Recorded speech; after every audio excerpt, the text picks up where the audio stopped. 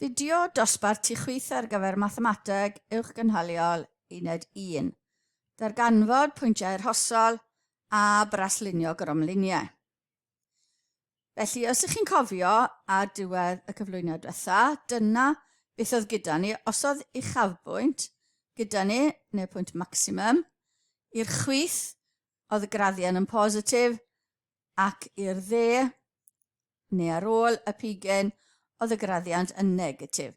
A graff graddiant y graddiant, sef ar ail differiad, yn dod lawr felly yn negatif. So os di'r ail differiad yn negatif, mae dynnu bwynt uchafbwynt. Isafbwynt, felly mae'r graddiant yn lleihhaol, yn negatif, yn 0 ac yn positif. Felly mae graddiant y graddiant yn positif. Mae'n mynd o'r negatif trwy'r 0 i positif. As oedd gyda ni bwynt arhosol, naill llai yn plus 0 a plus, neu lle fod minus 0 a minus.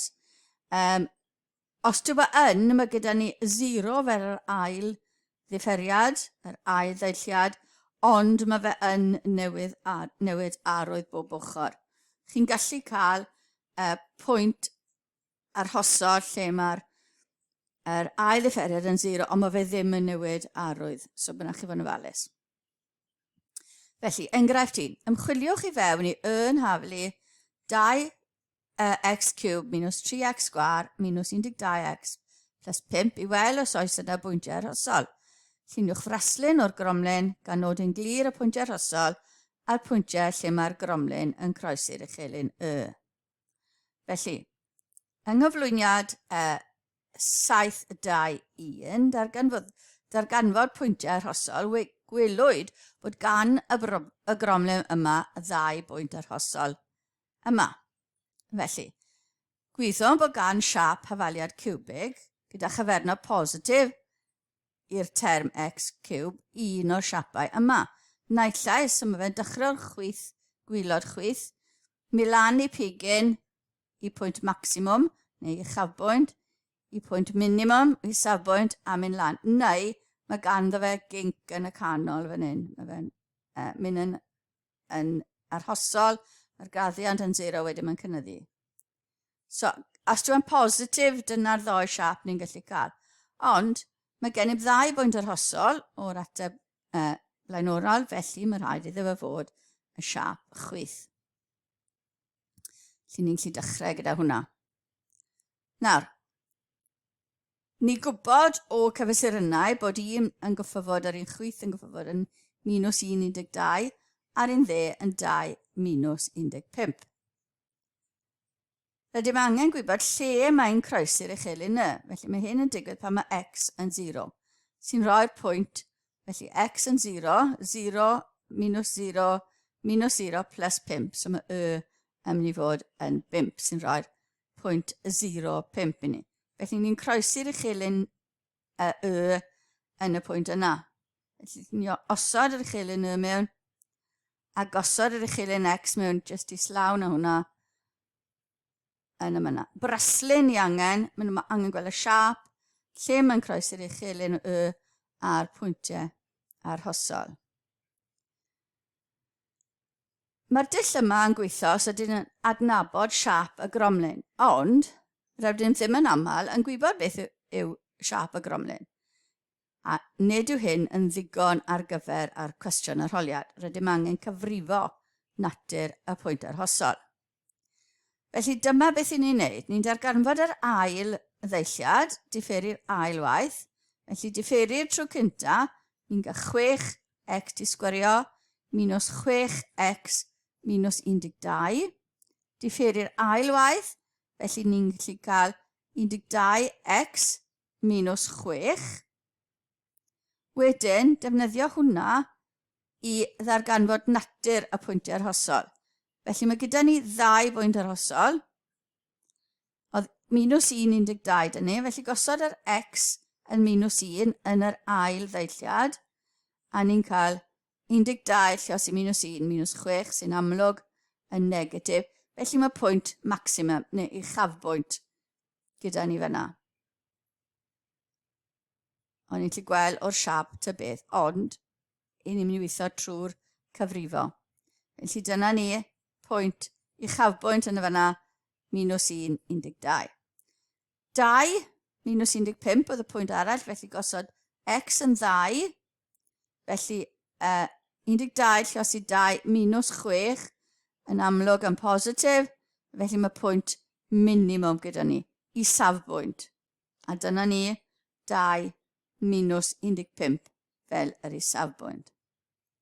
A ni wedi gweithio mas lle maen nhw'n croesi'r uchelyn y ta beth. A dyna y siap ar raglen GeoGebra. Ni'n gallu gweld bod yn croesi'r yn y canol fyna 0.5. Ond nhw ddim wedi gofyn i ni lle oedd yn croesi'r uchelyn x, felly dim angen cyfrifo hwnna. Enghraifft 2. Lluniwch fraslun o ffwythiant fx yn haflu x cube minus 6x sgwar plus 12x minus 7. Gan nodi'n glir y pwyntiau, pwynt neu'r pwyntiau arhosol a'r pwyntiau lle mae'r gromlin yn croesi'r uchelynau. Felly, mae fe'n graff cubic eto, felly naill ai 2 pwynt neu 1 pwynt. Darganfod y pwynt neu'r pwyntiau arhosol. Felly differi, gallai ni fod i ddod i f dashed, x yn lle dx. Felly 3x sgwar minus 12x plus 12. Gosod hwnna'n haflu 0 i gael pwynt arhosol. Chi'n gallu gweld bod 3 yn rhannu trwyddo fe. Felly mae 1x sgwar minus 4x plus 4. Mwna ffactorio'n rwydd, 2 a 2, minus 2 a minus 2. Os chi'n ma'n creu'r tabl i gael, mae plus 4 ar y diwedd, ni mae minus 4 yn y canol, so mae'r ddau yn mynd i fod un peth. Felly minus 2 a minus 2 yw'r ddau ffactor. Felly mae gyda ni ffactor ddwbl, x yn haflu 2 ddwy waith. Dod o hyd i'r gosod e mewn i'r ffwythiant gwreiddiol, a ni'n cael 2,1 ar gyfer y pwynt, 1 pwynt arhosol. Ail differi i ddarganfod natur y pwynt arhosol. Felly ail differi, felly mae dyn ni 6x i'r pwer 1 minus 12. Beth sy'n digwydd pan mae x yn 2? Mae x llosi 2 minus 12 yn dod yn 0. Felly mae gennym bwynt ffurfdro, arhosol ffurfdro. Ond mae rhaid gwirio os dwi'n newid arwydd bob ochr. Felly os ti x tyma bach yn llai na 2, pidwch mynd pwyntiau bob ochr, pwyntiau cyfan, achos gallech chi fod yn dod o hyd i bwynt ffurfdro arall. Neu, ta beth. Felly, tyma bach yn llai na 2, felly mae 6 llosi 2 minus 12 yn mynd i fod yn negatif. A wedyn, tym bach yn fwy na 2, a mae'r ail ddiferiad, tym bach yn fwy na 2, felly mae hwnna'n mynd i fod yn fwy na 12, a ni'n mynd i fod yn positif. Felly newid arwydd am dx sgwar, mae gen i'n bwynt ffurfdro arhosol yn 2,1. Dyna ni, wel, dyle fe fod mwy llarweddol yn y pwynt lle mae'r graddiant fod yn 0. Darganfod pwyntiau ar y uchelynau, felly x yn 0, yn rwydd, a ni'n cael bod yn minus 7, felly mae'n croesi'r uchelyn yn 0 minus 7, gallu gosod hwnna mewn. Yr uchelyn x, os ni angen gwybod le mae'n croesi'r uchelyn x, ni'n gosod neu fx yn haflu 0. Felly, gan bod yn cubic, ni gwneud rwydd i weld pa rhifau bydd yn rhoi hwnna yn 0.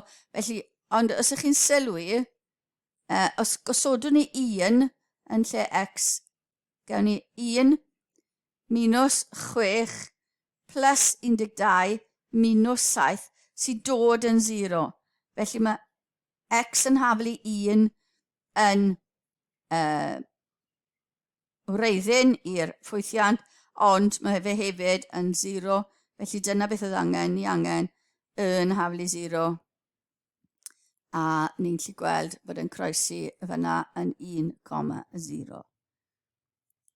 Chi'n gwybod taw, os ys cubic dych chi weithio mas yn haflu 0, chi'n gosod rhifau mewn i weld, a chi'n wastad yn dechrau dy 1, minus 1, 2, minus 2, ac yn y blaen. Ond oedd e'n gweithio mas tro yma, oedd 1 yn gweithio a mae fe ar y uchelin. A mae fe dim ond yn croesi unwaith yr uchelin X, unwaith yr uchelin Y. A dyna chi'r lun ar GeoGebra mwy cywir, lle mae'r graddiant yn amlwg yn 0 yn y pwynt ffurfdro. A dyna beth mae'n edrych fel. Mae'n croesi'r uchelin X ar 1, 0, a'r croesi'r uchelin Y yn 0 minus 7. A dyna ddiwedd y cyflwyniad yna.